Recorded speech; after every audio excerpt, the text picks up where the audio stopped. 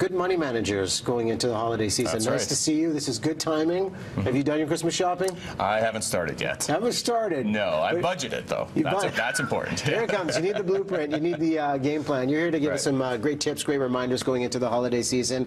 And I guess a good one. Let's start here about the amount that you borrow, because you don't want to get pinched too hard come January, February. Yeah, so if you haven't saved for Christmas, which as much as you should have, a lot of us haven't, you really need to try to mitigate the damage that you can do. If you're going to be paying your Christmas gifts off for 6 months after the fact, that's not a good decision. So what I would say is figure out what can you pay off before Valentine's Day. Don't carry it past February. So decide I can devote $200 in 2 months of the new year to pay off my Christmas gifts, and that's all I'm going to spend. You know, it's all about going into it with a plan. Do you encourage the idea of using the credit cards or just pulling out of a debit account with the gift fund so you know you're not spending over? If you've got the gift fund, definitely use it. You know, that 20% interest, it can very quickly snowball upon itself, and that's when I see a lot of my clients come in and they get the Christmas bills after Christmas and they're just depressed. It's going to take them 10 years to pay things off. Bills upon bills. And then it's getting creative with the gift ideas out there. My girl yesterday was showing me a great gift with the WWF, the charitable context of it. Why is the charitable gift such a win-win context? You know, I think these are excellent gifts, and UNICEF does them, World Vision does them, World Wildlife Fund, and what it is you give a gift and it's a donation to the charity. So I did this for my parents a couple of years ago, and we actually brought water to a village that never had water before, and I got to give them a little card with a picture of the water pump and all that. The big financial benefit is at tax time, the person who gives the gift actually gets a tax refund for that amount.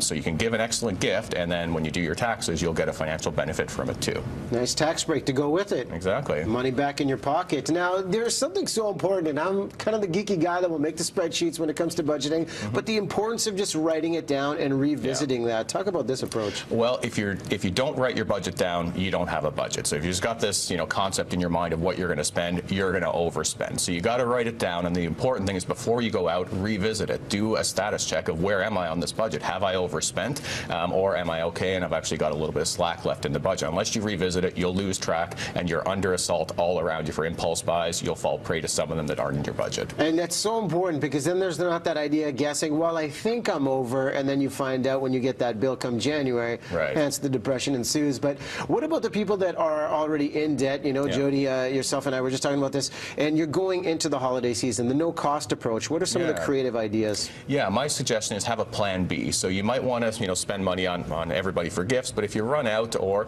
sometimes your plan B might even be your better choice. So one thing I did a couple of years ago is I sat down and I wrote letters to the very important people in my life, talked about, important memories, what I really liked about them, handwritten letters. Nobody writes letters anymore, and people told me that was by far the most meaningful gift they got that Christmas, and it cost me, virtually nothing other than the time. So I think people really do value time. They value heartfelt gestures. So you can do things for no cost, even if it's just go and cook dinner for somebody and, spend some time with them. Words and experiences, great gift to go by. And there's an important aspect about the pricing that goes into, especially ordering online. It's not just the price you're paying. No, exactly. You got to think, am I going to get free shipping or not? If I'm ordering from the States, is there going to be customs, brokerage, foreign exchange? It can add, 25 to 35% to your total cost. So you really got to look at your all-in cost, figure it out with the budget, consider do you have a plan B, and pay it off by February. Great tips to consider. Blair, thanks for coming on and doing this. My pleasure. All right, got the blueprint ready, and then proceed with holiday shopping. Listen, going to take a break. Top news stories coming your way